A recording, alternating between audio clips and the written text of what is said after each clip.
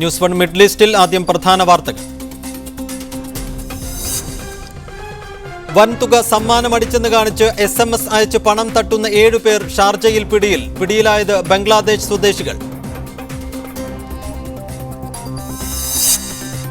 Arab League ഉച്ചകോടിയിൽ ഇക്കുറി 9 രാഷ്ട്രത്തലവന്മാർ പങ്കെടുക്കും. സിറിയൻ പ്രതിപക്ഷ നേതാവ് അഹ്മദ് അൽ ജർബയും ക്ഷണിതാവ്. ഉച്ചകോടി മേഖലയിൽ വൻ വളർച്ചയ്ക്ക് വഴിയൊരുക്കുമെന്ന് സൂചന.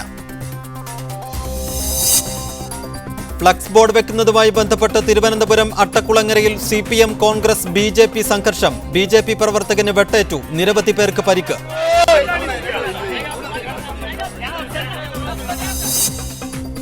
T20 ലോകകപ്പിൽ ഇന്ത്യക്ക് 2ാം ജയം. വെസ്റ്റ് ഇൻഡീസിനെ തോൽപ്പിച്ചത് 7 വിക്കറ്റിന്. Amit Mishra man of the match. ആദ്യ മത്സരത്തിൽ ഓസ്ട്രേലിയക്കെതിരെ പാകിസ്ഥാനും ജയം. വാർത്തകളിലേക്ക് വിശദമായി. ഫ്ലക്സ് ബോർഡ് വെക്കുന്നതുമായി ബന്ധപ്പെട്ട് തിരുവനന്തപുരം അട്ടക്കുളങ്ങരയിൽ സംഘർഷം. CPM പ്രവർത്തകരും കോൺഗ്രസ് BJP പ്രവർത്തകരും തമ്മിലാണ് സംഘർഷം. ഒരു BJP പ്രവർത്തകന് വെട്ടേറ്റു, നിരവധി പേർക്ക് പരിക്കേറ്റു. CPM ബ്രാഞ്ച് കമ്മിറ്റി ഓഫീസിന് നേരെ ആക്രമണമുണ്ടായി. മുഹമ്മദ് അസ്ലം വിവരങ്ങളുമായി. അസ്ലം, എന്താണ് സംഭവിച്ചത്? ഫ്ലക്സ് സ്ഥാപിച്ചതുമായി ബന്ധപ്പെട്ടാണ് ആദ്യം കോൺഗ്രസ് പ്രവർത്തകരും CPM പ്രവർത്തകരും തമ്മിലാണ് സംഘർഷം തുടങ്ങിയത്. ഇതിനിടയിലെത്തിയ BJP പ്രവർത്തകരും സംഘർഷത്തിൽ പങ്കാളികളാവുകയായിരുന്നു. CPM പ്രവർത്തകർ BJP കോൺഗ്രസ് പ്രവർത്തകരെ മർദ്ദിക്കുകയും ഒരു BJP പ്രവർത്തകന് വെട്ടേൽക്കുകയും ചെയ്തു. ഇതിനെ തുടർന്ന് BJP കോൺഗ്രസ് പ്രവർത്തകരുടെ നേതൃത്വത്തിൽ അട്ടക്കുളങ്ങര ബൈപ്പാസ് റോഡ് ഉപരോധിക്കാനുള്ള ശ്രമം നടന്നിരുന്നു. തുടർന്ന് പോലീസ് ഫോർട്ട് CIയുടെ നേതൃത്വത്തിലുള്ള പോലീസ് സംഘം എത്തിയാണ് ഇവരെ അവിടുന്ന് ആ ഉപരോധ സമരത്തിൽ നിന്ന് മാറ്റാൻ ശ്രമിച്ചത്. തുടർന്ന് പാർട്ടി CPMന്റെ ബ്രാഞ്ച് കമ്മിറ്റി ഓഫീസ് ക്രമികൾ ആക്രമിക്കുകയും അതോടൊപ്പം തന്നെ 2 CPM പ്രവർത്തകരെ മർദ്ദിക്കുകയും ചെയ്തിട്ടുണ്ട്. ഇപ്പോഴും സംഘർഷം പൂർണ്ണമായി അയവ് വന്നിട്ടില്ല. ഫോർട്ട് CIയുടെ നേതൃത്വത്തിലുള്ള വലിയ സംഘം പോലീസ് തന്നെ സ്ഥലത്ത് ക്യാമ്പ് ചെയ്യുന്നുണ്ട്. അട്ടക്കുളങ്ങരയുടെ കരിമടം എന്ന് പറയുന്ന കോളനി ഭാഗത്താണ് പ്രധാനമായും ഈ പ്രശ്നം ഉണ്ടായിട്ടുള്ളത്. കൂടുതൽ പ്രദേശങ്ങളിലേക്ക് അക്രമം വ്യാപിക്കാതിരിക്കാനുള്ള ശ്രമത്തിലാണ് ഇപ്പോൾ പോലീസ് സേനയുള്ളത്. എന്നാലും കോൺഗ്രസ് BJP പ്രവർത്തകർ ഇപ്പോഴും റോഡിൽ കുത്തിയിരിപ്പ് നടത്തുന്നുണ്ട്. അസ്ലം, എത്ര പേർക്കാണ് ഇപ്പോൾ പരിക്കേറ്റിട്ടുള്ളത്? ഇവരെ ആശുപത്രിയിൽ പ്രവേശിപ്പിച്ചിട്ടുണ്ടോ? വെട്ടേറ്റ ഒരു BJP പ്രവർത്തകന് പോലീസിന്റെ സഹായത്തോടുകൂടി ആശുപത്രിയിൽ പ്രവേശിപ്പിച്ചിട്ടുണ്ട്. മറ്റ് പരിക്കേറ്റവർ എല്ലാവരെയും ആശുപത്രിയിൽ പ്രവേശിപ്പിക്കാൻ കഴിഞ്ഞിട്ടില്ല. സംഘർഷത്തിന് പൂർണ്ണമായിട്ട് അയവ് വന്നാൽ മാത്രമേ ഇവർക്ക് ആ പ്രദേശത്ത് നിന്ന് മാറ്റാൻ കഴിയുകയുള്ളൂ. നിരവധി പേർക്ക് പരിക്കേറ്റെന്നാണ് ഇപ്പോൾ അറിയാൻ കഴിയുന്നത്. കൃത്യമായ എണ്ണം നമുക്ക് ലഭ്യമല്ല. ഫ്ലക്സ് ബോർഡ് വെക്കുന്നതുമായി ബന്ധപ്പെട്ട് തിരുവനന്തപുരം അട്ടക്കുളങ്ങരയിൽ സംഘർഷം. CPM പ്രവർത്തകരും കോൺഗ്രസ് BJP പ്രവർത്തകരും തമ്മിലാണ് സംഘർഷമുണ്ടായത്. ഒരു BJP പ്രവർത്തകന് വെട്ടേറ്റു, നിരവധി പേർക്ക് പരിക്കേറ്റിട്ടുണ്ട്. വിവരങ്ങൾ നൽകിയത് മുഹമ്മദ് അസ്ലം.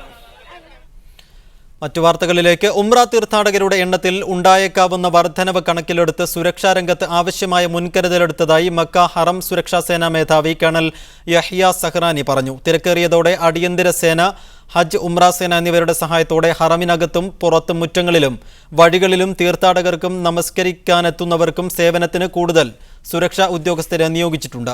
ഹറമിലെ നിർമ്മാണ ജോലികൾ തീർത്ഥാടകരുടെ സുരക്ഷയെ ബാധിച്ചിട്ടില്ല. നിർമ്മാണ ജോലികൾ മുൻകൂട്ടി കണ്ടുകൊണ്ടുള്ള സുരക്ഷാ ക്രമീകരണങ്ങളാണ് ആസൂത്രണം ചെയ്തിരിക്കുന്നത്. സർക്കാർ വിദ്യാഭ്യാസ സ്ഥാപനങ്ങൾ ഒരാഴ്ചത്തെ അവധിക്ക് അടച്ചതോടെ കഴിഞ്ഞ 2 ദിവസങ്ങളായി ഹറമിൽ തീർത്ഥാടകരുടെ എണ്ണം കൂടിയിട്ടുണ്ട്.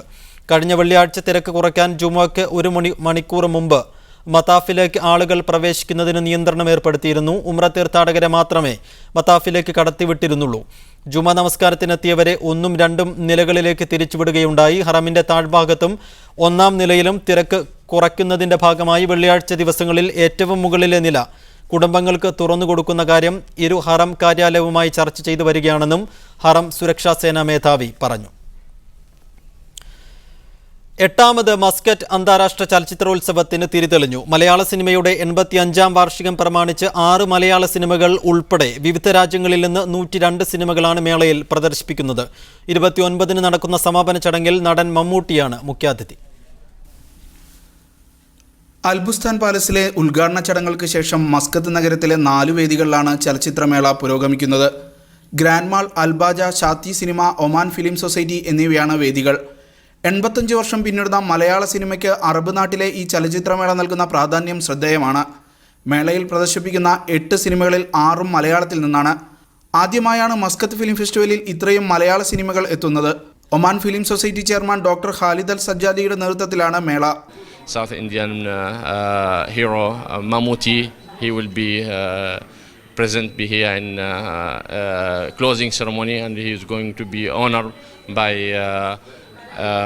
Oman Film Society and Muscat Film Festival. ശ്യാമപ്രസാദിന്റെ ആർട്ടിസ്റ്റ് എം പത്മകുമാറിന്റെ ഒറീസ എന്നീ സിനിമകൾ മത്സര വിഭാഗത്തിൽ മാറ്റുരയ്ക്കുമ്പോൾ ഷട്ടർ, സെല്ലുലോയിഡ്, ആദാമിന്റെ മകൻ അബു, പഴശ്ശിരാജ എന്നീ സിനിമകൾ പനോരമ വിഭാഗത്തിലെത്തും. 28-ന് ചലച്ചിത്ര രംഗത്തെ ഇന്തോ അറബ് ബന്ധത്തെക്കുറിച്ച് സെമിനാർ നടക്കും.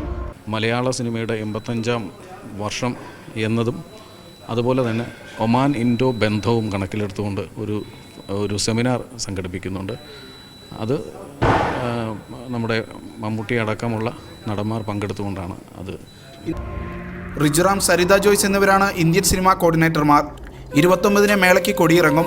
മെഗാസ്റ്റാർ മമ്മൂട്ടിയാണ് സമാപന ചടങ്ങിലെ മുഖ്യാതിഥി. ആദ്യം മുതൽ അവസാനം വരെയുള്ള മലയാള താരത്തിളക്കമാണ് 8ാമത് മസ്കത്ത് ചലച്ചിത്രമേളയെ വ്യത്യസ്തമാക്കുന്നത്. Shino Shamsuddin, media 1, Muscat. Arab League ഉച്ചകോടിയിൽ ഇത്തവണ 9 രാഷ്ട്രത്തലവന്മാർ പങ്കെടുക്കും. കുവൈത്ത് അമീർ Sheikh Sabah Al Jaber Al Sabah, Qatar അമീർ Sheikh Tamim Hamad Al Thani എന്നിവരാണ് ഉച്ചകോടിയിൽ പങ്കെടുക്കുന്ന GCC ഭരണാധികാരികൾ. സിറിയൻ പ്രാതിനിധ്യം ഇല്ലാത്ത ഉച്ചകോടിയിൽ പ്രതിപക്ഷ നേതാവ് അഹ്മദ് അൽ ജറബ പ്രത്യേക ക്ഷണിതാവായി പങ്കെടുക്കും. ആതിഥേയരായ കുവൈത്തിനു പുറമെ ഖത്തർ, ലബനോൻ, ഈജിപ്ത്, യമൻ, ഫലസ്തീൻ, ടുണീഷ്യ, സോമാലിയ എന്നീ രാജ്യങ്ങളിലെ ഭരണാധികാരികളാണ് ഉച്ചകോടിയിൽ സംബന്ധിക്കുക. Saudi Arabia, Bahrain, Iraq, Algeria, Morocco, Oman, UAE എന്നീ രാജ്യങ്ങളെ പ്രതിനിധീകരിച്ച് കിരീടാവകാശികളോ പ്രധാനമന്ത്രിമാരോ ആണ് ഉച്ചകോടിക്കെത്തുക. സുഡാൻ, ജിബൂട്ടി, കൊമാറസ്, മൗറിത്താനിയ തുടങ്ങിയ രാഷ്ട്രങ്ങൾ ഇതുവരെ ആരാണ് തങ്ങളെ പ്രതിനിധീകരിക്കുക എന്ന കാര്യം സ്ഥിരീകരിച്ചിട്ടില്ല. പബ്ലിക് കോൺഗ്രസ് മേധാവിയാകും ഉച്ചകോടിയിൽ ലിബിയൻ പ്രതിനിധി സംഘത്തെ നയിക്കുക. അറബ് ലീഗിൽ നിന്ന് പുറത്താക്കപ്പെട്ടതിനാൽ ഉച്ചകോടിയിൽ ഇത്തവണയും സിറിയൻ പ്രാതിനിധ്യം ഉണ്ടാകില്ല. അതേസമയം സിറിയയിലെ പ്രതിപക്ഷ നേതാവ് അഹമ്മദ് അൽ ജർബ ഉച്ചകോടിയിൽ പങ്കെടുക്കുമെന്നാണ് അറിയുന്നത്. ആഭ്യന്തര കലാപം രൂക്ഷമായതിനെ തുടർന്ന് 2012-ലായിരുന്നു അറബ് കൂട്ടായ്മയിൽ നിന്ന് സിറിയയെ സസ്പെൻഡ് ചെയ്തത്. സിറിയൻ ഔദ്യോഗിക പ്രാതിനിധ്യം പ്രതിപക്ഷ സഖ്യത്തിന് നൽകാമെന്ന് 2012-ൽ ചേർന്ന ദോഹ ഉച്ചകോടിയിൽ ധാരണയായിരുന്നെങ്കിലും ഇതു സംബന്ധിച്ച നടപടിക്രമങ്ങൾ എങ്ങുമെത്താതെ നിൽക്കുകയാണ്. ഉച്ചകോടിയിൽ GCC വിഷയം ചർച്ച ചെയ്യില്ലെന്ന് കഴിഞ്ഞ ദിവസം അറബ് ലീഗ് വ്യക്തമാക്കിയിട്ടുണ്ടെങ്കിലും ഖത്തർ ഒഴികെയുള്ള GCC രാഷ്ട്രത്തലവന്മാരുടെ അഭാവത്തിന് പ്രധാന കാരണം ഖത്തർ സൗദി പിണക്കമാണെന്നാണ് പറയപ്പെടുന്നത്. അതുകൊണ്ട് തന്നെ അന്താരാഷ്ട്ര നിരീക്ഷകർ ഏറെ ഗൗരവത്തോടെയാണ് ഉച്ചകോടിയുമായി ബന്ധപ്പെട്ട വാർത്താവികാസങ്ങളെ ഉറ്റുനോക്കുന്നത്. Muneer Ahmed, media 1, Kuwait City. ഒമാനിൽ ഈ മാസം 25 മുതൽ കാലാവസ്ഥാ വ്യതിയാനമുണ്ടാകുമെന്ന് മുന്നറിയിപ്പ്. ഗൾഫ് തീരത്ത് രൂപപ്പെടുന്ന ന്യൂനമർദ്ദത്തിന്റെ ഫലമായി ദിവസങ്ങളോളം കനത്ത മഴയുണ്ടാകും. ശക്തമായ കാറ്റിനും സാധ്യതയുണ്ട്. പലയിടത്തും ആലിപ്പഴ വർഷമുണ്ടാകും. Musandam, Buraimi, Muscat, Batinah, Sharqiya, Dakhiliya, Dhahira എന്നീ ഗവർണറേറ്റുകളിൽ താമസിക്കുന്നവർ മുൻകരുതൽ നടപടി സ്വീകരിക്കണമെന്ന് കാലാവസ്ഥാ നിരീക്ഷണ ഡയറക്ടറേറ്റ് പുറത്തിറക്കിയ മുന്നറിയിപ്പിൽ പറയുന്നു.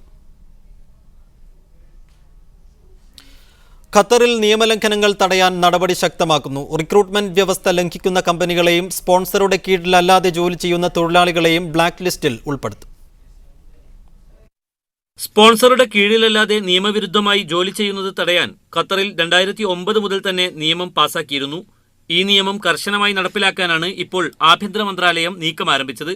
2009-ലെ 4-ാം നമ്പർ നിയമമനുസരിച്ച് രാജ്യത്ത് പ്രവേശിക്കുന്നതും പുറത്തുപോകുന്നതും താമസിക്കുന്നതും സ്പോൺസർഷിപ്പും രേഖകൾക്കനുസരിച്ച് മാത്രമായിരിക്കണം. നിയമലംഘനം നടത്തുന്ന കമ്പനികളെ ബ്ലാക്ക് ലിസ്റ്റിൽ പെടുത്തുന്നതോടൊപ്പം 2 വർഷത്തേക്ക് ഒരാളെപ്പോലും റിക്രൂട്ട് ചെയ്യാനും അനുമതിയുണ്ടാകില്ല. ഇത്തരം കമ്പനികളെ 1 വർഷത്തേക്കാണ് ബ്ലാക്ക് ലിസ്റ്റിൽ പെടുത്തുക. നിയമലംഘകർക്ക് 3 വർഷം വരെ ജയിൽ ശിക്ഷയും 50,000 റിയാൽ വരെ പിഴയും ഉണ്ടാകും. മെയ് 1 മുതൽ പുതിയ നിയന്ത്രണങ്ങൾ ശക്തിപ്പെടുത്താനാണ് തീരുമാനം. തൊഴിലാളികൾക്ക് വാഗ്ദാനം ചെയ്ത ശമ്പളം നൽകാതിരിക്കുന്ന കമ്പനികളെയും ബ്ലാക്ക് ലിസ്റ്റിൽ ഉൾപ്പെടുത്തും. Mujeeb Rahman, media 1, Doha. കുവൈറ്റിൽ 1865 തടവുകാർക്ക് അമീറിന്റെ കാരുണ്യത്താൽ ശിക്ഷ ഇളവ് ലഭിക്കും. ജയിൽ മോചനം സാധ്യമാകുന്നത് 188 പേർക്ക്. ദേശീയ വിമോചന ദിനാഘോഷങ്ങളോടനുബന്ധിച്ച് വർഷം തോറും Amir Sheikh Sabah Al Ahmad Al Jaber Al Sabah പ്രഖ്യാപിക്കുന്ന തടവുകാരോടുള്ള കാരുണ്യത്തിന്റെ ഭാഗമായാണിത്. ആഭ്യന്തര മന്ത്രാലയത്തിലെ ജയിൽകാര്യ assistant under secretary colonel Khalid Addin കഴിഞ്ഞ ദിവസം ജയിലിൽ നടത്തിയ വാർത്താസമ്മേളനത്തിലാണ് അമീറി കാരുണ്യം പരസ്യപ്പെടുത്തിയത്. കൊലപാതകം പോലുള്ള കടുത്ത കുറ്റകൃത്യങ്ങളിൽ ഉൾപ്പെടാത്ത വിവിധ രാജ്യക്കാരായ ആയിരക്കണക്കിന് പേരിൽ നിന്നാണ് അർഹരായ 865 തടവുകാരെ അമീറി കാരുണ്യത്തിനായി തെരഞ്ഞെടുത്തത്. ഇതിൽ വിവിധ കുറ്റകൃത്യങ്ങളിൽ പ്രതികളായി കാലങ്ങളായി ജയിലിൽ കഴിഞ്ഞു വരികയായിരുന്ന 188 പേരെ ശിക്ഷാകാലത്തുള്ള നല്ല നടപ്പ് കണക്കിലെടുത്ത് ഉടൻ മോചിപ്പിക്കും. 340 പേർക്ക് തടവ് ശിക്ഷയുടെ കാലാവധിയിൽ 25%, 50% ഇളവ് നൽകും. 223 പേരുടെ പിഴസംഖ്യയിൽ ഗണ്യമായ ഇളവ് അനുവദിക്കാൻ തീരുമാനിച്ചതായും കേണൽ ഖാലിദ് വ്യക്തമാക്കി. അതോടൊപ്പം 114 വിദേശി തടവുകാരുടെ മേലുള്ള നാടുകടത്തൽ ശിക്ഷയും ഒഴിവാക്കിയിട്ടുണ്ട്. മയക്കുമരുന്ന് ഉപയോഗവുമായി ബന്ധപ്പെട്ട് തടവിലായിരുന്നവർ മോചിക്കപ്പെട്ടതിനു ശേഷം വീണ്ടും അതേ കേസിൽ പിടിക്കപ്പെടുകയാണെങ്കിൽ അത്തരക്കാരെ അമീറി കാരുണ്യത്തിൽ ഉൾപ്പെടുത്തില്ലെന്ന കാര്യവും അദ്ദേഹം ചൂണ്ടിക്കാട്ടി. കഴിഞ്ഞ വർഷവും സമാന രീതിയിൽ ശിക്ഷയിളവ് നടപ്പാക്കിയിരുന്നു. Media 1 Kuwait city. ഇസ്ലാമിക സംസ്കൃതിയുടെ തലസ്ഥാന നഗരമെന്ന ഖ്യാതിയിലേക്ക് പ്രവേശിക്കുന്ന ഷാർജയിൽ അതുമായി ബന്ധപ്പെട്ട വിവിധ പരിപാടികൾക്ക് തുടക്കമായി. മാർച്ച് 26 മുതൽ ഏപ്രിൽ 5 വരെ നടക്കുന്ന ക്ലസ്റ്റർ ഓഫ് ലൈറ്റ് എന്ന പരിപാടിക്കുള്ള ഒരുക്കങ്ങൾ പുരോഗമിക്കുകയാണ്. ദീപങ്ങളും സംഗീതവും സാഹിത്യവും സമന്വയിക്കുന്ന പരിപാടി അൽ മജാസ് ദ്വീപിലെ ആംഫി തിയേറ്ററിലാണ് നടക്കുക. ലോകത്തെ വിവിധ മാധ്യമങ്ങളെ പ്രതിനിധീകരിച്ച് 500ഓളം മാധ്യമപ്രവർത്തകരെത്തുന്ന പരിപാടി മഹത്തായ സന്ദേശമാണ് ലോകത്തിന് നൽകുകയെന്ന് പരിപാടി committee chairman Sheikh Ahmed bin Sultan Al Qasimi പറഞ്ഞു. Media 1 TV channel camera chief Paul മൈക്കാവ്, ഓഡിയോ ചീഫ് ശ്രീകാന്ത് എന്നിവർ മാത്രമാണ് ഇന്ത്യയിൽ നിന്നെത്തുന്ന മാധ്യമ പ്രതിനിധികൾ. വാർത്തകൾ തുടരുന്നു. വൻതുക സമ്മാനം അടിച്ചിട്ടുണ്ടെന്ന പേരിൽ മൊബൈൽ സന്ദേശം അയച്ച് ജനങ്ങളെ വഞ്ചിക്കുന്ന 7 പേര് ഷാർജ പോലീസിലെ രഹസ്യാന്വേഷണ വിഭാഗം പിടികൂടി. ബംഗ്ലാദേശ് സ്വദേശികളാണ് പിടിയിലായത്. വൻതുക സമ്മാനമടിച്ചിട്ടുണ്ടെന്ന പേരിൽ മൊബൈൽ സന്ദേശം അയച്ച് ജനങ്ങളെ വഞ്ചിക്കുന്ന 7 പേരെ ഷാർജ പോലീസിലെ രഹസ്യാന്വേഷണ വിഭാഗം പിടികൂടി. ബംഗ്ലാദേശ് സ്വദേശികളാണ് പിടിയിലായത്. ഇവരെ പബ്ലിക് പ്രോസിക്യൂഷന് കൈമാറുകയും ചെയ്തു. നിരവധി പേരാണ് ഇവരുടെ ചതിയിൽ അകപ്പെട്ടിട്ടുള്ളതെന്ന് പോലീസ് വ്യക്തമാക്കി. തട്ടിപ്പിന് ഇരയായവരുടെ പരാതിയെ തുടർന്നാണ് സംഘത്തെ പോലീസ് അന്വേഷിച്ച് പിടികൂടിയത്.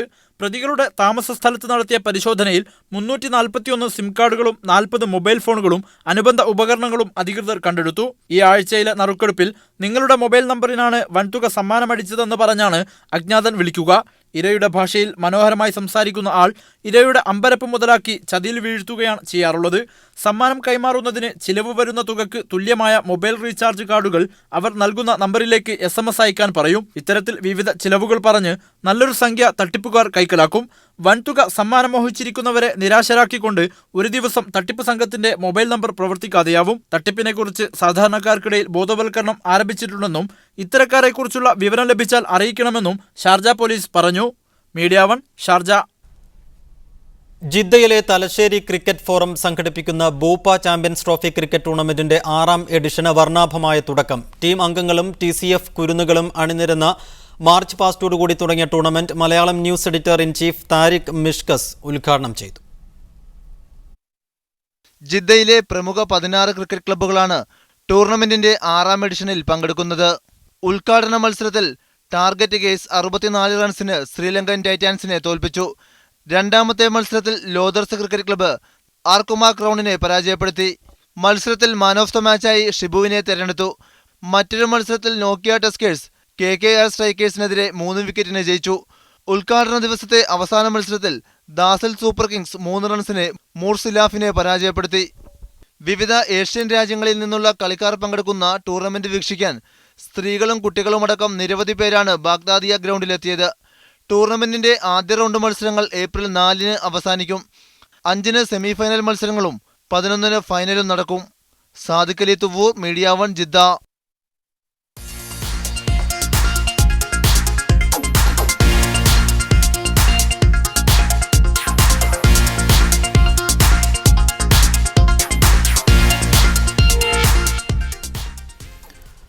കുവൈത്തിൽ ചേരാനിരിക്കുന്ന അറബ് ലീഗ് ഉച്ചകോടി മേഖലയിലെ വ്യാവസായിക സാമ്പത്തിക വളർച്ചയ്ക്ക് കരുത്തേകുമെന്ന് വിലയിരുത്തൽ. അറബ് ലോകത്തെ പ്രതിസന്ധികൾ മറികടക്കുന്നതിനും ഉൽപാദന മേഖലയിലടക്കം രാജ്യാന്തര സഹകരണം ഉറപ്പുവരുത്തുന്നതിനും കഴിഞ്ഞ ദിവസം സമാപിച്ച Arab league socio economic council അഭിപ്രായപ്പെട്ടിരുന്നു.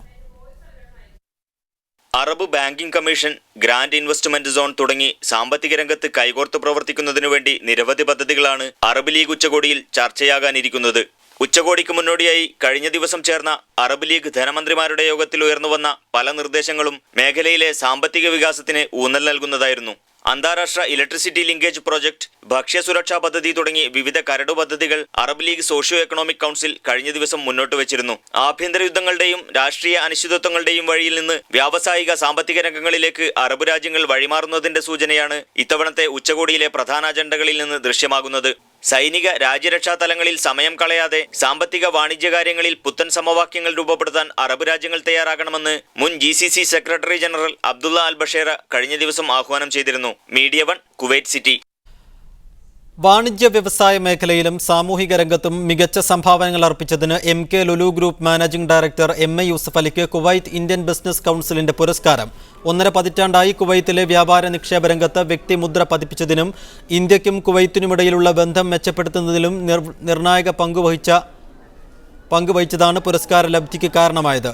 ഇന്ത്യൻ ബിസിനസ് കൗൺസിലിന്റെ 11ാം വാർഷികാഘോഷങ്ങളുടെ ഭാഗമായുള്ള ചടങ്ങിൽ വ്യവസായ പ്രമുഖൻ ആദി ഗോദ്രേജിൽ നിന്ന് യൂസഫ് അലിക്ക് വേണ്ടി Lulu Group Kuwait regional director Muhammad Haris പുരസ്കാരം ഏറ്റുവാങ്ങി. ഖത്തർ എയർവേസ് ആഫ്രിക്കയിലേക്ക് പുതിയ റൂട്ടുകൾ തുടങ്ങുന്നതിന്റെ ഭാഗമായി പുതിയ വിമാന സർവീസ് പ്രഖ്യാപിച്ചു. ദോഹയിൽ നിന്ന് ജിബൂട്ടിയിലേക്കുള്ള സർവീസാണ് ഖത്തർ എയർവേസിന്റെ ഏറ്റവും പുതിയ റൂട്ട്. കഴിഞ്ഞ ദിവസങ്ങളിലും ഖത്തർ എയർവേസ് പുതിയ സർവീസുകൾ പ്രഖ്യാപിച്ചിരുന്നു. ഗൾഫ് നാടുകളിൽ നിസ്വാർത്ഥ പ്രവർത്തനങ്ങളിലൂടെ സഹജീവികളുടെ ദുരിതമകറ്റി തുണയാകാൻ ശ്രമിച്ചത് വ്യക്തികളെയും 2 സംഘടനകളെയും മീഡിയ 1 അവാർഡിനായി തെരഞ്ഞെടുത്തു. ഈ മാസം 28 വെള്ളിയാഴ്ച ഷാർജ ക്രിക്കറ്റ് സ്റ്റേഡിയത്തിൽ നടക്കുന്ന മീഡിയ 1 വാർഷികാഘോഷ പരിപാടിയായ പ്രവാസോത്സവത്തിൽ പുരസ്കാരം നൽകി ആദരിക്കും. ഗൾഫ് നാടുകളിൽ നിസ്വാർത്ഥ പ്രവർത്തനങ്ങളിലൂടെ സഹജീവികളുടെ ദുരിതമകറ്റാനും അവർക്ക് തുണയാകാനും ശ്രമിച്ച 9 വ്യക്തികളെയും 2 സംഘടനകളെയുമാണ് മീഡിയ 1 വാർഷികാഘോഷത്തിൽ ആദരിക്കാനായി തിരഞ്ഞെടുത്തത്. ദിവസങ്ങൾ നീണ്ട പ്രക്രിയയിലൂടെ പ്രേക്ഷകരിൽ നിന്നു ലഭിച്ച വോട്ടും വിദഗ്ധ സമിതിയുടെ വിലയിരുത്തലും മുൻനിർത്തിയായിരുന്നു തെരഞ്ഞെടുപ്പ്. ഈ മാസം 28-ന് ഷാർജ ക്രിക്കറ്റ് സ്റ്റേഡിയത്തിൽ നടക്കുന്ന മീഡിയ 1 വാർഷികാഘോഷ ചടങ്ങായ പ്രവാസോത്സവത്തിൽ ഇവരെ പുരസ്കാരം നൽകി ആദരിക്കും. മികച്ച സേവന പ്രവർത്തനം നടത്തുന്ന സംഘടനയെന്ന പുരസ്കാരം KMCCയുടെ ഗൾഫ് ഘടകമാണ് നേടിയത്. സേവനം സെന്റർ ഷാർജയാണ് ഈ ഇനത്തിൽ തെരഞ്ഞെടുക്കപ്പെട്ട മറ്റൊരു സംഘടന. പ്രവാസികളായ Ashraf Thamarassery, Muhammad Ali Padapparamba, Shihab Kottukad, Safiya Ajith, KS Muhammad Ali, PM Jabir, KT Saleem, Kareem Abdulla, Thomas Mathew Kadavil എന്നിവരാണ് സാമൂഹിക പ്രവർത്തന മേഖലയിൽ അതുല്യമായ പ്രവർത്തനങ്ങൾ കാഴ്ചവെച്ച വ്യക്തികൾക്കുള്ള പുരസ്കാരങ്ങൾക്കായി തിരഞ്ഞെടുക്കപ്പെട്ടത്. ഇതിനു പുറമെ പ്രവാസത്തിന്റെ ആദ്യ നാളുകളിൽ മരുഭൂമിയിൽ വന്നിറങ്ങിയവർക്ക് സൗജന്യ ഭക്ഷണവും സഹായവും നൽകുവാൻ മുന്നിൽ നിന്ന കോർഫുഖാനിലെ കാലിക്കറ്റ് ഹോട്ടലിന്റെ നിലവിലെ ഉടമ സിദ്ദീഖിനെ പ്രവാസോത്സവത്തിൽ പ്രത്യേകം ആദരിക്കുകയും ചെയ്യും. പ്രവാസത്തിന്റെ കൊടുംചൂടിൽ മറ്റുള്ളവർക്ക് തണലായി മാറുന്ന നിരവധി പേർ ഗൾഫ് രാജ്യങ്ങളിലുണ്ടെങ്കിലും അവർക്ക് പരിഗണന നൽകാൻ ഇതുവരെ കാര്യമായ ശ്രമമൊന്നും ഉണ്ടായിരുന്നില്ല. പ്രവാസി ഭാരതീയ പുരസ്കാരങ്ങൾ പോലും ഏറിയ കൂറും വരേണ്യവർഗത്തിനു മാത്രമായി പരിമിതപ്പെടുകയാണ്. ഇതിനിടയിലാണ് സാധാരണക്കാരായ പ്രവാസി സേവകരെ കണ്ടെത്തുവാൻ നോമിനേഷനും വോട്ടെടുപ്പും നടത്തി മീഡിയ 1 വേറിട്ട വഴി താണ്ടിയത്. പ്രതികൂല സാഹചര്യങ്ങൾക്കിടയിലും സ്വന്തം താൽപ്പര്യങ്ങൾ മറന്ന് താഴെത്തട്ടിലെ മനുഷ്യരുടെ നോവകറ്റാൻ വ്യക്തികളും കൂട്ടായ്മകളും നടത്തുന്ന ശ്രമങ്ങൾ അങ്ങേയറ്റം ശ്ലാഘനീയമാണെന്ന് വിദഗ്ധ സമിതി വിലയിരുത്തി. മീഡിയ 1. എയർ ഇന്ത്യയുടെ ഡ്രീം ലൈനർ വിമാനങ്ങൾ ദുബൈയിലേക്കും എത്തുന്നു. വൈകാതെ തന്നെ പ്രമുഖ നഗരങ്ങളിലേക്ക് സർവീസ് വ്യാപിപ്പിക്കുന്നതിന്റെ ഭാഗമായാണ് ദുബൈയിലേക്കും ഡ്രീം ലൈനർ വിമാനങ്ങൾ എത്തുന്നതെന്ന് മേഖലാ മാനേജർ സീമ ശ്രീവാസ്തവ പറഞ്ഞു. ഡൽഹി ആസ്ഥാനമായി ഓസ്ട്രേലിയയിലെ വിവിധ നഗരങ്ങളിലേക്കും യൂറോപ്യൻ നഗരങ്ങളിലേക്കും പുതിയ സർവീസുകൾ ആരംഭിക്കും. എയർ ഇന്ത്യയുടെ വാർഷിക ഏജൻസി അവാർഡ് നിശയിലാണ് ഇക്കാര്യം പ്രഖ്യാപിച്ചത്. ദുബൈയിലെ മികച്ച ട്രാവൽ ഏജൻസിക്കുള്ള പുരസ്കാരം Deira travel and tourism agency ഏറ്റുവാങ്ങി.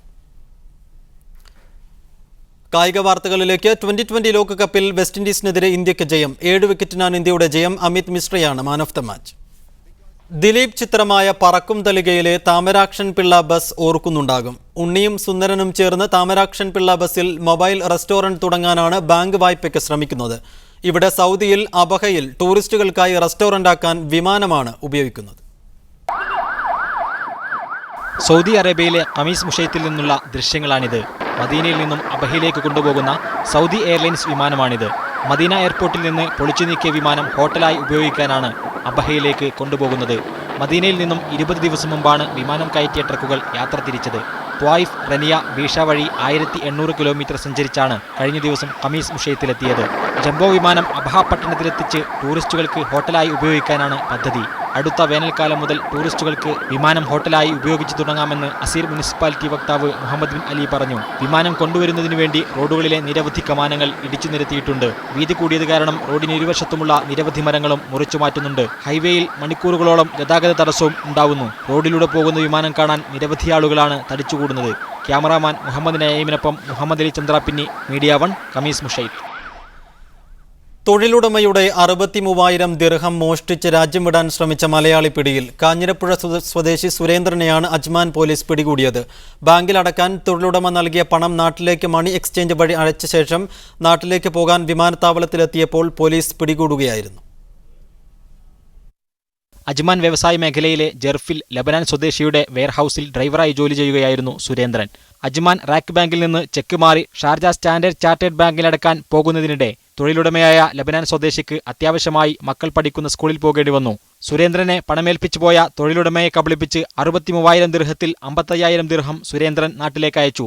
ബാക്കി തുകക്ക് സ്വർണം വാങ്ങി വിമാന ടിക്കറ്റുമെടുത്തു. ബാങ്കിൽ പണമടച്ചതിന്റെ SMS അലർട്ട് ലഭിക്കാതായതോടെ തൊഴിലുടമ ഫോണിൽ ബന്ധപ്പെട്ടപ്പോൾ സ്വിച്ച് ഓഫ് ചെയ്തിരിക്കുകയാണെന്ന് ബോധ്യപ്പെട്ടു. ഇതേ തുടർന്ന് പോലീസിൽ പരാതിപ്പെടുകയായിരുന്നു. Munavar Valanchery, media 1, Ajman. സൗദിയിലെ അൽക്കോബാറിൽ അജ്ഞാതരുടെ കുത്തേറ്റ് ആശുപത്രിയിൽ കഴിയുന്ന നാസറിനെ തേടി ബന്ധുക്കളെത്തി. അക്രമത്തിൽ പരിക്കേറ്റ് ഓർമ്മശക്തി നഷ്ടപ്പെട്ട ബേക്കൽ സ്വദേശിയായ നാസറിനെ കുറിച്ച് മീഡിയ 1 നേരത്തെ റിപ്പോർട്ട് ചെയ്തിരുന്നു. മാധ്യമങ്ങളിൽ വാർത്ത വന്നതിനെ തുടർന്നാണ് ബന്ധുക്കളായ ബഷീറും അനീസും ആശുപത്രിയിലെത്തിയത്. അതേസമയം നാസർ ആത്മഹത്യയ്ക്ക് ശ്രമിച്ചതാണെന്ന് സ്പോൺസർ സാമൂഹ്യ പ്രവർത്തകരോട് പറഞ്ഞു. പോലീസിന് നാസർ കൊടുത്ത ആദ്യ മൊഴിയിലും ആത്മഹത്യാശ്രമമാണെന്ന് പറഞ്ഞിരുന്നു. ഇതേസമയം അദ്ദേഹത്തിന് ആത്മഹത്യ ചെയ്യേണ്ട സാഹചര്യമില്ലെന്നാണ് ബന്ധുക്കൾ പറയുന്നത്. അദ്ദേഹത്തെ ഡിസ്ചാർജ് ചെയ്ത് നാട്ടിലേക്ക് അയക്കാനുള്ള ശ്രമങ്ങൾ ആരംഭിച്ചിട്ടുണ്ട്.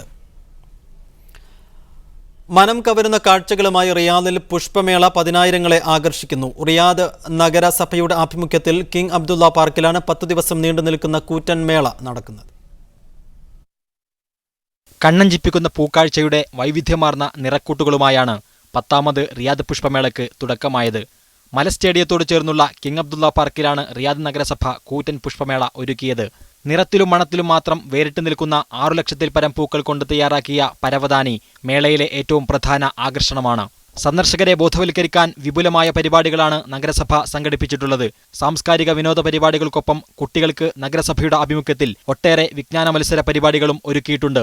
മുൻവർഷത്തേക്കാൾ കൂടുതൽ വിപുലമായ സൗകര്യങ്ങളോടെ സംഘടിപ്പിച്ച മേള ഇത്തവണ സന്ദർശകരുടെ പ്രവാഹത്താൽ വീർപ്പുമുട്ടുകയാണ്. അറബ് സംഗീതത്തിന്റെ അകമ്പടിയോടെ കിങ് അബ്ദുള്ള പാർക്കിലൊരുക്കിയ സംഗീത ജലധാരയുടെ സാന്നിധ്യത്തിൽ നടക്കുന്ന പുഷ്പമേള ഇത്തവണ സന്ദർശകരെ നിരാശപ്പെടുത്തില്ല. KCM Abdulla, media 1, Riyadh. വാർത്തകൾ തുടരുന്നു. ലോക്സഭാ തെരഞ്ഞെടുപ്പിൽ പ്രമുഖ പാർട്ടികളൊന്നും മുസ്ലിങ്ങളുടെയും ദളിതരുടെയും പ്രശ്നങ്ങൾ കാര്യമായി എടുക്കുന്നില്ലെന്ന് Dalit voice editor VT Rajasekhar. ഇന്ത്യയിലെ ദളിതുകളും മുസ്ലിങ്ങളും ഒരേ പ്രശ്നങ്ങളാണ് അനുഭവിക്കുന്നതെന്ന് രാജശേഖർ മീഡിയ 1നോട് പറഞ്ഞു. രാജ്യത്തെ പ്രമുഖ പാർട്ടികൾക്ക് ദലിതുകളും മുസ്ലിങ്ങളും ഒരു പ്രശ്നമേയല്ലെന്ന് ദലിത് ആക്ടിവിസ്റ്റും പ്രമുഖ മാധ്യമപ്രവർത്തകനുമായ VT രാജശേഖർ പറഞ്ഞു. No political party has ever bothered about the Dalit votes. No political party has bothered. സൈന്യം പോലും ഈ വിഭാഗങ്ങളെ ഇല്ലാതാക്കാനാണ് ശ്രമിക്കുന്നതെന്നും രാജശേഖർ കൂട്ടിച്ചേർത്തു. കാശ്മീരിൽ സൈന്യം നടത്തുന്ന അതിക്രമങ്ങളെക്കുറിച്ച് അദ്ദേഹം പരാമർശിച്ചു.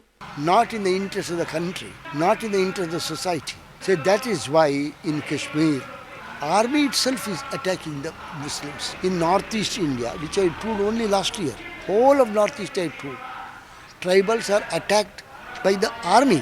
ദലിതുകളും മുസ്ലിങ്ങളും ഒരേ അനുഭവങ്ങളുടെ ഇരകളാണ്. എന്തിനാണ് ഇത്രയധികം രാഷ്ട്രീയ പാർട്ടികളെന്നും അദ്ദേഹം ചോദിച്ചു. The Brahmins are gaining in this country. They are gaining. Muslims are not understanding. Muslims are divided. Tabligh Jamaat, Muslim League, Jamaat Islami, SDPI, so many parties. But Brahmins are one single RSS and BJP. DHRM സംഘടിപ്പിച്ച ജനാധിപത്യത്തിലെ police എന്ന സെമിനാറിൽ പങ്കെടുക്കാൻ തിരുവനന്തപുരത്തെത്തിയതായിരുന്നു അദ്ദേഹം. Safeera മഠത്തിലകത്ത്, media 1, Thiruvananthapuram.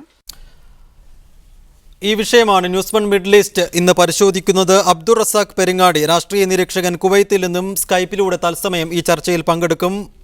ഇടത് സാംസ്കാരിക പ്രവർത്തകൻ NS ജ്യോതികുമാറിനെ ദുബായിൽ നിന്നും, അബുലൈസ് എടപ്പാൾ, സാമൂഹിക പ്രവർത്തകൻ അബുലൈസ് എടപ്പാളിനെ ഖത്തറിൽ നിന്നും ടെലിഫോൺ ലൈനിലും ഈ ചർച്ചയിൽ പ്രതീക്ഷിക്കുന്നു. ആദ്യം ശ്രീ അബ്ദുൾ റസാഖ് പെരിങ്ങാടി, മറ്റൊരു ലോക്സഭാ തെരഞ്ഞെടുപ്പ് പടിവാതിൽക്കൽ എത്തി നിൽക്കുന്നു. ഇനി ദിവസങ്ങൾ മാത്രമാണ് ബാക്കിയുള്ളത്.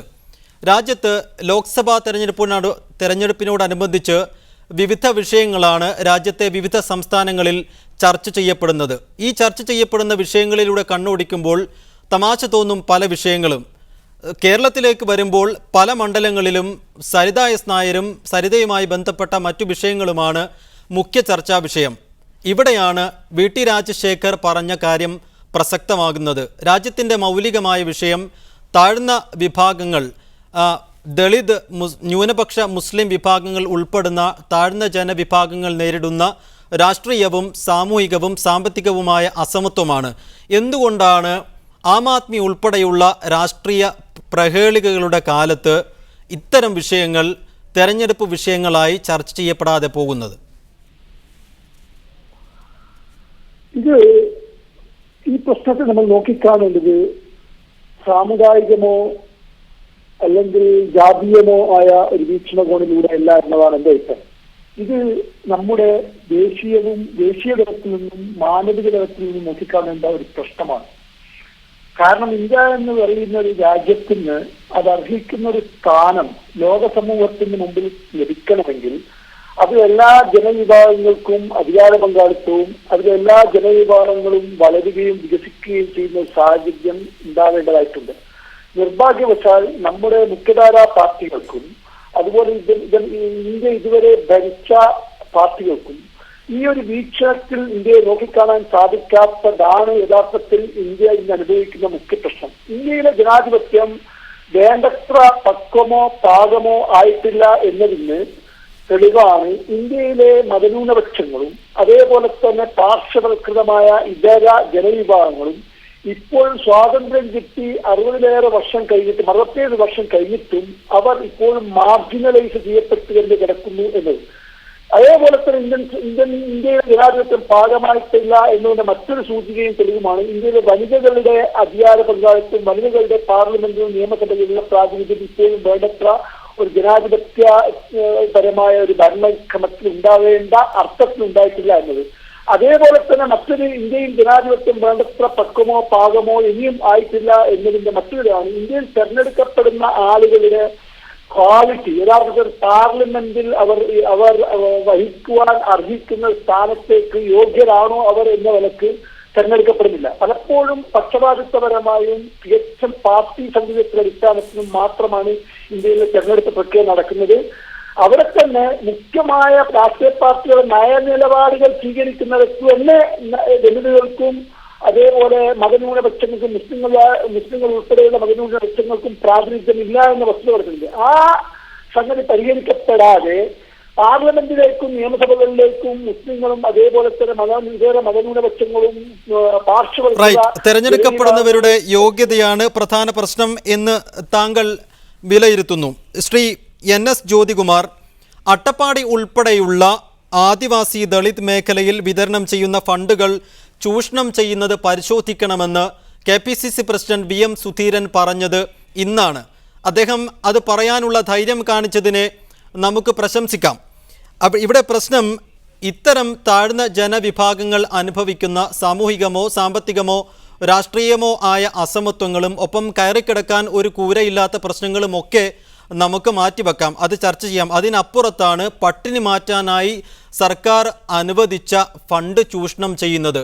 നമ്മുടെ ഇത്തരം വിഷയങ്ങൾ നിലനിൽക്കുമ്പോൾ ധാർമ്മികമായ എന്ത് അർഹതയാണ് രാജ്യത്തെ രാഷ്ട്രീയ പാർട്ടികൾക്ക് ഇനിയും ഇത്തരം താഴ്ന്ന വിഭാഗങ്ങളിലേക്ക് വോട്ട് ചോദിച്ച് ചെല്ലാൻ എന്ത് ധാർമ്മികമായ അർഹതയാണുള്ളത്?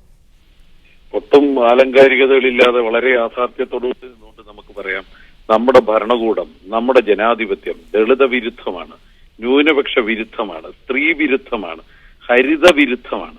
ഇങ്ങനെ മനുഷ്യന് വേണ്ട അല്ലെങ്കിൽ സമൂഹത്തിന് വേണ്ട ഏറ്റവും അടിസ്ഥാനതയുടെ മുഴുക്ക വിരുദ്ധമാണ് നമ്മുടെ ഭരണ സംവിധാനവും നമ്മുടെ ജനാധിപത്യവും. ഒരു സംശയവും അക്കാര്യത്തിലില്ല. നമുക്കറിയാം, താങ്കൾ ചോദിച്ച വിഷയത്തിലേക്ക് വരുന്നതിന് മുൻപ് അംബേദ്കർ കൊടുത്ത ഒരു അവകാശമുണ്ട്. ഇതാരും കൊടുക്കുന്ന ഒരു ഔദാര്യമല്ല, അദ്ദേഹം കൊടുത്ത ഒരു അവകാശമുണ്ട്. ആ അവകാശത്തിനപ്പുറത്ത് ഇന്ന് വരെ ഒന്നും അവർക്ക് കൊടുത്തിട്ടില്ല. വെറും തെരഞ്ഞെടുപ്പിൽ മത്സരിക്കുന്നു എന്നുള്ളതിനപ്പുറത്ത് നമ്മുടെ സിവിൽ സർവീസിലോ അല്ലെങ്കിൽ താങ്കൾ ഉൾപ്പെടെയുള്ള പത്രത്തിന്റെ മേഖലയിലോ മീഡിയകളുടെ മേഖലയിലോ ഒന്നും ഇന്ന് വരെ കാര്യമായി കടന്നു വരാൻ ഇവർക്ക് കഴിഞ്ഞിട്ടേ ഇല്ല. എങ്ങനെ ആ സംവരണങ്ങൾ അട്ടിമറിക്കാം എന്നുള്ളതിലൊരു റിസർച്ചാണ് ഈ എണ്ണത്തിൽ ന്യൂനപക്ഷം വരുന്ന സവർണർ ഇന്നും തുടർന്നുകൊണ്ടേയിരിക്കുന്നത്. എനിക്ക് സൂചിപ്പിക്കാനുള്ളത് അല്ലെങ്കിൽ എനിക്ക് കർശനമായി പറയാനുള്ളത്, ഇന്ത്യ ഇന്നും ചാതുർവർണ്ണയത്തിന്റെ ഹാങ് ഓവറിൽ ജീവിക്കുന്ന വളരെ അപരിഷ്കൃതമായ ജനാധിപത്യം, റോ ആയിട്ടുള്ള വളരെ അപരിഷ്കൃതമായ പ്രിമിറ്റീവായ ജനാധിപത്യമുള്ള രാജ്യമാണെന്ന് തന്നെയാണ് കൃത്യമായി ഞാൻ വിശ്വസിക്കുന്നത്. എന്റെ നാടിനെ ഞാൻ സ്നേഹിക്കുന്നു, എന്റെ ദേശീയതയെ ഞാൻ സ്നേഹിക്കുന്നു. അപ്പൊ തന്നെ അതിന്റെ വലിയ അപകടത്തെ തിരിച്ചറിയുന്നുണ്ട്. താങ്കൾ തീർച്ചയായിട്ടും ഉദ്ദേശിച്ചതിന്റെ ഒരു ഇടതുപക്ഷ സമീപനമാണെങ്കിൽ ഇടതുപക്ഷ രാഷ്ട്രീയ കക്ഷികൾ പോലും, മുഖ്യധാര ഇടതുപക്ഷ രാഷ്ട്രീയ കക്ഷികൾ പോലും വേണ്ട രീതിയിൽ ദളിതരെയോ ന്യൂനപക്ഷങ്ങളെയോ പരിഗണിച്ചു എന്നുള്ള അഭിപ്രായം എനിക്കില്ല. CPM-നെ പോലെ ഒരു സംഘടന അടുത്ത കാലത്താണ് അതിനുള്ള ചില തീവ്ര ശ്രമങ്ങൾ നടത്തിയത്. ഒറ്റപ്പെട്ട സംഭവമായിട്ട് പറഞ്ഞു കഴിഞ്ഞാൽ ശ്രീ K. രാധാകൃഷ്ണനെ പോലുള്ള ഒരാൾ സ്പീക്കറാകുക, ശ്രീ AK ബാലനെ പോലുള്ള ഒരാൾക്ക് ഒരു പ്രധാന വകുപ്പ് കൊടുക്കുക, ശ്രീ പത്മനാഭനെ പോലെയുള്ള ഒരാളിനെ ഒരു നോൺ റിസർവേഷൻ സീറ്റ് നിർത്തി ജയിപ്പിക്കുക. ഇതൊക്കെ ചെയ്തത് CPM ഈ അടുത്ത കാലത്താണ്. കഴിഞ്ഞ ഒരു 10 വർഷമായിട്ട് പാർട്ടിക്കകത്തു നിന്നുള്ള ഉൾപാർട്ടിയുടെ ചർച്ചകളുടെ ഭാഗമായിട്ട് വന്ന വലിയ സമ്മർദ്ദങ്ങളുടെ ഭാഗമായിട്ടാണ്. ഇപ്പോഴും നമ്മുടെ മുഖ്യധാര രാഷ്ട്രീയ പാർട്ടികൾ എത്രത്തോളം ഈ വിയർപ്പുള്ള മനുഷ്യരെ ദൂരെ നിർത്താമോ അതിനുവേണ്ടി ശ്രമിച്ചുകൊണ്ടിരിക്കുകയാണ്. രസകരമായ ഒരു നിരീക്ഷണം കൂടി ഇതിന്റെ കൂട്ടിച്ചേർക്കാം. ഈ ഓരോ പാർട്ടിക്കും സിംബലൈസ് ചെയ്യാനായിട്ട് ചിലരെ കൊണ്ട് നടക്കും. ഇപ്പൊ നമ്മൾ BJP-യുടെ പ്രസിഡന്റ് ബംഗാരു ലക്ഷ്മണനെ പോലെ അല്ലെങ്കിൽ കോൺഗ്രസിന്റെ ബാബു ജഗജീവൻ റാമിനെ പോലെ സിംബലൈസ് ചെയ്യാനായിട്ട് ഇവർ ഓരോരുത്തരെ കൊണ്ട് നടക്കും, അല്ലെങ്കിൽ ഇപ്പൊ മീരാകുമാറിനെ പോലെ. പക്ഷെ ഒരിക്കൽ പോലും ഈ സിംബലുകൾക്കപ്പുറത്തേക്ക് അധികാരത്തിന്റെ യഥാർത്ഥ പങ്ക്, ആ കഷ്ണത്തിന്റെ ഒരു തുണ്ടം മുറിക്കുമ്പോൾ അതിന്റെ ഒരു പകുതി പങ്ക് ഒരിക്കലും ഇവർക്ക് കിട്ടുന്നില്ല. അതിന്റെ വേറൊരു നിരീക്ഷണം എന്താണെന്ന് പറഞ്ഞാൽ ശ്രീ KR നാരായണൻ, നമുക്കറിയാം, ദളിത വിഭാഗത്തിൽ നിന്ന് വന്ന ഒരാൾ ഇന്ത്യയുടെ പ്രസിഡന്റ് ആകുമ്പം അദ്ദേഹത്തിന്റെ ഓഫീസിൽ 1000-ലധികം സ്റ്റാഫുകൾ ഉണ്ടായിരുന്നതിൽ 2 ദളിതരായിരുന്നു ഉണ്ടായിരുന്നത്.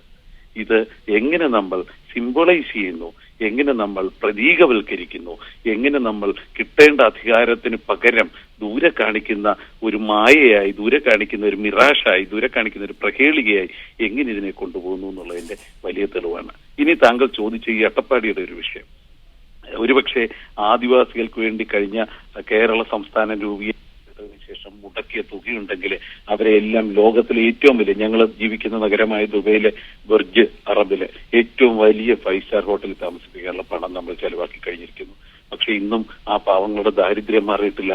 അവരുടെ കടുത്ത ഭക്ഷണ ദാരിദ്ര്യം, അതേപോലെ നല്ല ഭക്ഷണം കിട്ടുന്നില്ല, മരുന്ന് കിട്ടുന്നില്ല, എത്രയോ മരണങ്ങൾ. ഞാൻ താങ്കളിലേക്ക് തിരിച്ചു വരാം. സാമൂഹ്യ പ്രവർത്തകൻ അബുലൈസ് എടപ്പാൾ ഖത്തറിൽ നിന്നും ടെലിഫോൺ ലൈനിൽ ഈ ചർച്ചയിൽ പങ്കെടുക്കുന്നു. ശ്രീ അബുലൈസ്, രാഷ്ട്രീയ പാർട്ടികളുടെ വേലത്തരങ്ങളെ ഈ വിഷയത്തിൽ നമുക്ക് മാറ്റിവെക്കാം.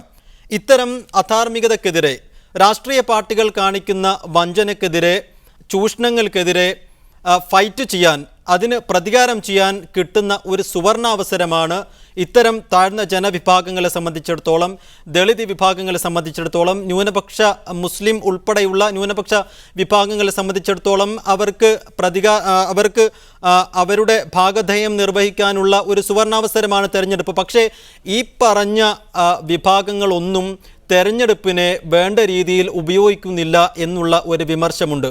താങ്കൾ അതിനോട് എങ്ങനെ പ്രതികരിക്കും?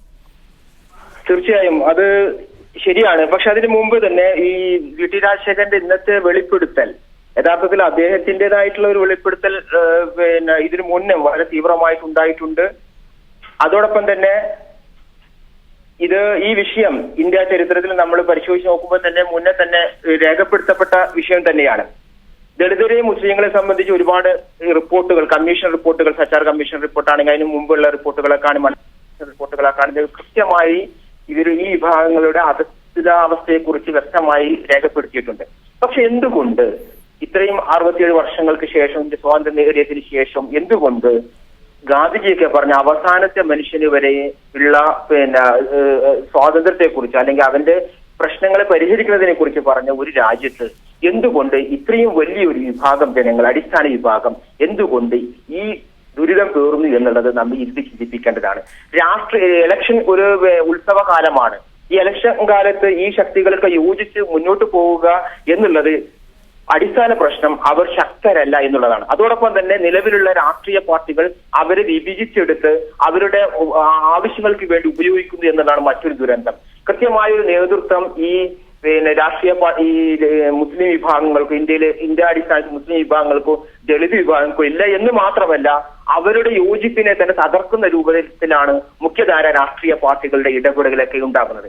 ഇപ്പോൾ നമുക്കറിയാം പുതിയ പ്രവർത്തനം ആം ആദ്മി പോലും ഇപ്പോ കെജ്രിവാളിന്റെ സ്വരാജ് എന്ന പുസ്തകത്തിൽ പോലും ഈ ദളിത് മുസ്ലിം വിഭാഗങ്ങൾക്ക് ഇടമില്ല എന്നുള്ളതാണ്. അപ്പൊ ഇങ്ങനെ നമ്മൾ പരിശോധിക്കുമ്പോൾ ഈ പുതിയ രാഷ്ട്രീയ പ്രതിഭാസങ്ങൾ പോലും അല്ലെങ്കിൽ പുതിയ രാഷ്ട്രീയ പ്രതിഭാസങ്ങളും നിലവിലുള്ള മുഖ്യധാര രാഷ്ട്രീയ പാർട്ടികൾ പോലും ഈ വിഭാഗത്തെ ഇനിയും അവഗണിക്കുവാനുള്ള സാധ്യതയാണ് ഇലക്ഷൻ കാലഘട്ടത്തിൽ കാണുന്ന സ്നേഹത്തിന്റെ. ഞാൻ താങ്കളിലേക്ക് മടങ്ങി വരാം. ശ്രീ അബ്ദുൾ റസാഖ് പെരിങ്ങാടി, ദളിതുകളുടെ കാര്യത്തിൽ പ്രധാനമായും ഉയർന്നു വരുന്ന ഒരു വിമർശം അവർ തെരഞ്ഞെടുപ്പ് വരുമ്പോൾ വോട്ട് വിൽക്കുന്നു എന്നുള്ള ഒരു കാര്യം തന്നെയാണ്. താൽക്കാലിക ലാഭത്തിന് വേണ്ടി അവരുടെ ലക്ഷ്യം അവർ മറക്കുന്നു. അവർക്ക് മധുരകരമായി പ്രതികാരം ചെയ്യാനുള്ള അവസരം അതവർ നഷ്ടപ്പെടുത്തുന്നു. എന്ത് കാരണങ്ങളൊക്കെയാണ്? നേരത്തെ അബുല്ലൈസ് എടപ്പാൾ സൂചിപ്പിച്ചതുപോലെ രാഷ്ട്രീയ പാർട്ടികളുടെ ഒരു ഗൂഢശ്രമം ഇതിന് പിന്നിലുണ്ട്. ഇത്തരം വിഭാഗങ്ങളെ ഭിന്നിച്ച് നിർത്തുന്നതിൽ അവർ താൽക്കാലിക ലാഭം കാണുകയും ചെയ്യുന്നു. അതിനപ്പുറത്ത് മറ്റെന്തൊക്കെ കാരണങ്ങളുണ്ട് ഈ വിഷയത്തിന് പിന്നിൽ? ഈ വിഷയത്തെ പൂർണ്ണമായ രൂപത്തിൽ അപഗ്രഹിച്ച് സമീപിക്കേണ്ടതാണ്. യഥാർത്ഥത്തിൽ നമ്മുടെ രാഷ്ട്രീയ പാർട്ടികൾ ചെയ്യുന്നത് പ്രചരണപരമായ തന്ത്രത്തിനും കോസ്മെറ്റിക്കായ പേർപ്പസിനും വേണ്ടി ചില പ്രതിനിധികളെ അവരുടെ പാർലമെന്റിലേക്കോ അല്ലെങ്കിൽ മന്ത്രിസഭയിലേക്കോ അല്ലെങ്കിൽ അവരുടെ പാർട്ടി ഘടനയിലോ ഉൾപ്പെടുത്തും. യഥാർത്ഥത്തിൽ ഗ്രാസ് റൂട്ട് ലെവലിൽ ഇവരെ ശക്തിപ്പെടുത്തുന്നതിന് വേണ്ടി ഈ രാഷ്ട്രീയ പാർട്ടികൾ ഒരു കാര്യവും ചെയ്യുന്നില്ല എന്നതാണ് വസ്തുത. അത് മുസ്ലിം ന്യൂനപക്ഷമായാലും ശരി, ദളിതരായാലും ശരി. പക്ഷേ ഈ ദളിതർക്കും മുസ്ലിങ്ങൾക്കും വേണ്ടത്ര രാഷ്ട്രീയ വിദ്യാഭ്യാസം ഇല്ലാത്തതും ഒരു പ്രശ്നമാണ്. ഇത്തരത്തിലുള്ള പ്രചരണപരമായ തന്ത്രങ്ങളും അതുപോലെ തന്നെ കോസ്മെറ്റിക് പേർപ്പസിന് വേണ്ടി രാഷ്ട്രീയ പാർട്ടികൾ നടത്തുന്ന ചില എന്താ പറയാ ചില ജിമ്മിക്കുകൾ, പൊളിറ്റിക്കൽ ജിമ്മിക്കുകളും അവരെന്താവുന്നു വീണ് പോകുന്നു എന്നുള്ളതാണ് വസ്തുത. യഥാർത്ഥത്തിൽ ഈ മുസ്ലിങ്ങളെയും ദളിതരെയും രാഷ്ട്രീയമായി ശാക്തീകരിക്കുന്നതിന് അടിസ്ഥാനപരമായി വേണ്ടത് ഒരു രാഷ്ട്രീയ വിദ്യാഭ്യാസമാണ്. നല്ലൊരു പൊളിറ്റിക്കൽ എഡ്യൂക്കേഷൻ ഗ്രാസ് റൂട്ട് ലെവലിൽ ഇവർക്ക് നൽകേണ്ടതായിട്ടുണ്ട്.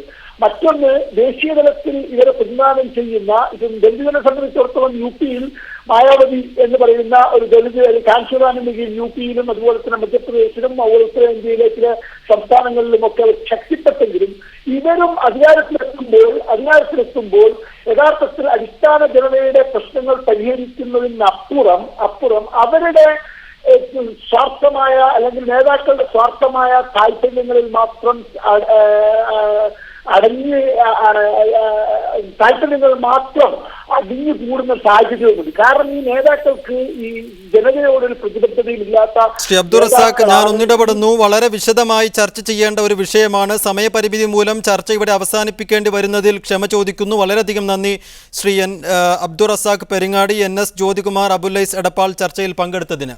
ന്യൂസ് 1 മിഡിൽ ഈസ്റ്റ് ഇവിടെ പൂർണ്ണമാവുന്നു. Good night and good bye.